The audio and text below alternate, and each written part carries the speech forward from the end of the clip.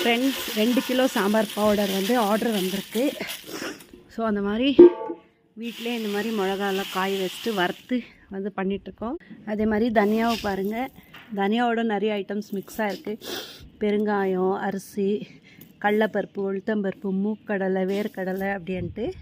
உங்களுக்கு தேவைப்பட்டால் நீங்கள் வந்து சாம்பார் பவுடர், சில்லி பவுடர், தனியா பவுடர், சட்னி பவுடர் இது மாதிரி எல்லாமே கிடைக்கும் எங்ககிட்ட. நீங்கள் ஆர்டர் ப்ளேஸ்மெண்ட் பண்ணிக்கலாம்.